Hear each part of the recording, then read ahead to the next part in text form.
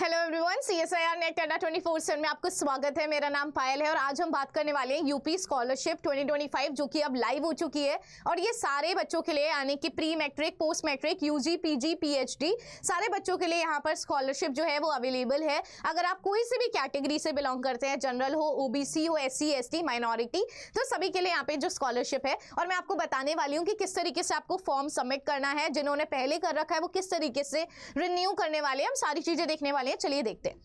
और गाइस, आगे बढ़ने से पहले ही मेरा टेलीग्राम चैनल है, आप सिंपली स्कैन करके ज्वाइन कर सकते हैं। अदरवाइज आप अपने जो भी डाउट्स हैं वो कमेंट सेक्शन के अंदर डाल सकते हैं, मैं उनको तुरंत आंसर कर दूंगी। ठीक है गाइस, तो जैसे ही आप जाएंगे तो आपके पास कुछ इस तरीके से जो पोर्टल है वो आपके पास नजर आएगा। यानी कि बहुत सारी चीजें, आपको ऑफिशियल वेबसाइट पे जाना है, OTR का रजिस्ट्रेशन करना है, आपको स्टेटस अपना चेक करना होगा, साथ ही साथ कितने अलग अलग तरीके के आपके पास चीजें जो है वो अवेलेबल है। यानी कि अगर आप फ्रेश लॉग इन कर रहे हैं गाइस तो आपके पास क्या क्या चीज है। Pre matric students 9th 10th के स्टूडेंट्स हो जाते हैं, इंटरमीडिएट आपके पास 11th 12th हो जाते हैं, और post matric other than inter यानी कि जो भी UG PG के स्टूडेंट्स हैं वो यहाँ पर आ जाते हैं। ठीक है, और अदर स्टेट्स के भी यहाँ पे गाइस लॉग इन कर सकते हैं। जो भी प्री मैट्रिक अदर स्टूडेंट्स है वो यहाँ पर देख सकते हैं। चलिए फिर आगे बात करते हैं। तो गाइस, आपके पास सब कुछ करना पड़ेगा, यानी कि रजिस्ट्रेशन भी होगा, आधार ऑथेंटिकेशन भी होगा, और यहाँ पर जो भी आपका बैंक आधार कार्ड से लिंक होगा, जो भी पैसा है वो वहीं पे आने वाला है। तो जिनका भी अगर आधार कार्ड से आपका जो बैंक लिंक नहीं होगा तो वहां पर पैसा नहीं आने वाला। तो फॉर्म सबमिशन होगा, वेरीफाई किया जाएगा इंस्टीट्यूट के द्वारा, फिर आपका स्क्रूटनी होगी, चेक किया जाएगा। वेरिफिकेशन होते ही आपके पास जो भी आपका बैंक आपने डिटेल्स दे रखी होगी, जो भी आधार के साथ कनेक्ट होगा, वहां पर आपका जो भी पैसा है वो सिंपली चला जाएगा। तो इन्होंने क्लियरली मेंशन भी कर रखा है, आपकी जो स्कॉलरशिप है वो उसी बैंक अकाउंट में आएगी जहां पर आपका आधार कार्ड क्या होगा, सिंपली लिंक होने वाला है। चलिए फिर आगे की तरफ देखते हैं। तो गाइस, सबसे पहले आपको यूपी स्कॉलरशिप में OTR यानी कि वन टाइम रजिस्ट्रेशन जो है वो आपके पास करवाना होगा। तो जैसे आप पोर्टल पे जाएंगे तो आपको लेफ्ट हैंड साइड पे OTR नजर आएगा, और यहाँ पर आपके पास OTR पंजीकरण करें यानी कि OTR रजिस्ट्रेशन आपके पास नजर आएगा। तो आपको क्या करना है, इस OTR पे सिंपली क्लिक कर देना है। जैसे आप यहाँ पे OTR पे क्लिक करेंगे, और आपको मैं बता भी देती हूँ कौन सी साइट पे आपको जाना है, scholarship.up.government.in, या फिर आप सिंपली यूपी स्कॉलरशिप भी अगर आप गूगल पे टाइप करेंगे तो सबसे पहली जो आपके पास आने वाली है वेबसाइट वो यही आने वाली है। ठीक है, तो आपके पास OTR करेंगे यानी कि आप सबसे पहले रजिस्टर करेंगे, और रजिस्टर करने के दौरान आप देख सकते हैं मोबाइल वेरिफिकेशन होगा, eKYC होगा, यानी कि उस दौरान आपकी फोटो क्लिक होगी, और फाइनली आपका OTR जो है वो सिंपली जनरेट कर दिया जाएगा। यानी कि कुछ इस तरीके से इंटरफेस जो है वो आपके पास देखने को मिलेगा। तो आप जैसे मोबाइल नंबर डालेंगे आपके पास OTP का बटन आ जाएगा, OTP जनरेट होगा, और OTP जनरेट करते ही आप OTP जैसे वेरीफाई करेंगे आपका eKYC हो जाएगा, यानी कि जो भी आपका आधार कार्ड होगा वो लिंक होना चाहिए बैंक अकाउंट से। तो ये सारे प्रोसेस आपके पास करना पड़ेगा। फिर आपके पास एलिजिबिलिटी क्राइटेरिया देख लेते हैं गाइस क्या होने वाला है। तो आप परमानेंट रेसिडेंट होने चाहिए उत्तर प्रदेश के, साथ ही साथ एजुकेशनल क्वालिफिकेशन के अंदर आप किसी भी स्कूल कॉलेज के अंदर अभी पढ़ रहे होने चाहिए।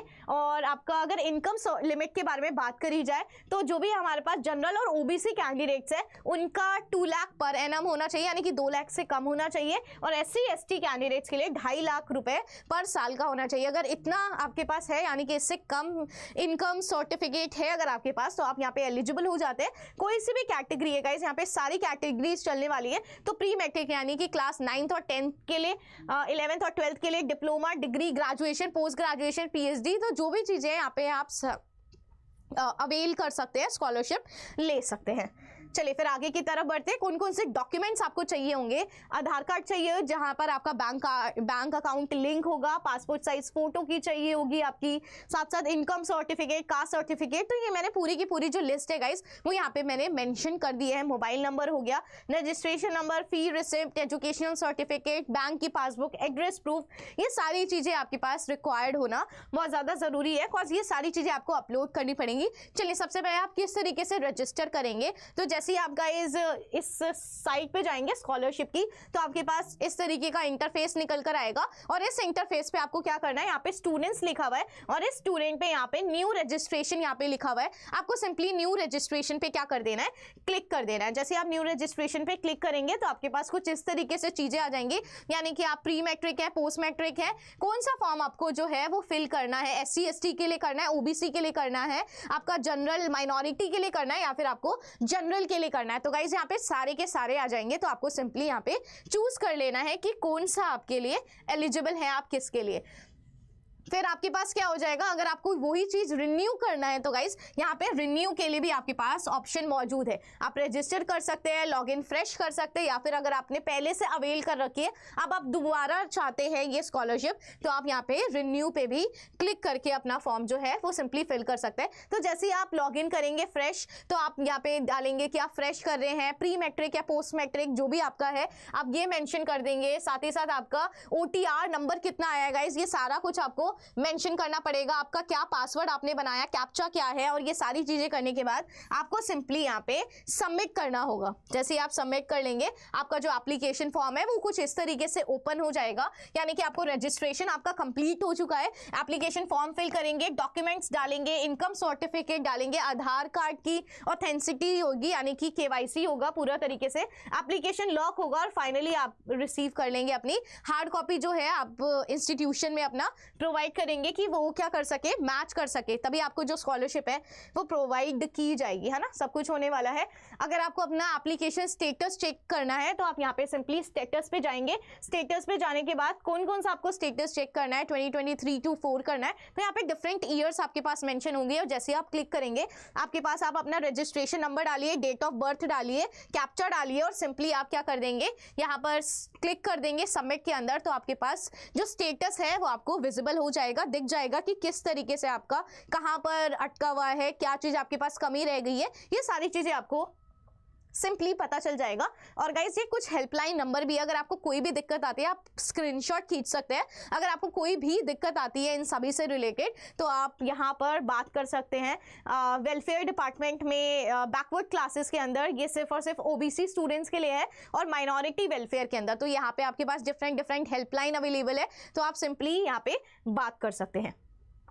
और गाइस डेट्स के बारे में भी बात कर लेते हैं। तो जो भी क्लास 9th और 10th के लिए भरना चाहते हैं वो 2 जुलाई से लेके 3 अक्टूबर 30th ऑफ अक्टूबर तक भर सकते हैं। पोस्ट मैट्रिक के लिए 2 जुलाई से 30 अक्टूबर तक है, और जो भी पोस्ट मैट्रिक इंटरमीडिएट के अलावा यानी कि 11th और 12th छोड़ने के बाद, यानी कि आपका अगर डिप्लोमा है, अगर ग्रेजुएशन है, पोस्ट ग्रेजुएशन है, तो 20 दिसंबर आप सभी के लिए आखिरी डेट होने वाली है। और स्कॉलरशिप कब मिल जाएगी आपको, 31 दिसंबर को जो स्कॉलरशिप है गाइस सिंपली रिम्बर्स कर दी जाएगी। अगर इससे रिलेटेड कोई भी अगर आपको डाउट्स है आप सिंपली मेरे साथ कमेंट सेक्शन के अंदर आप क्वेश्चन पूछ सकते हैं। Thank you so much and take good care of yourself.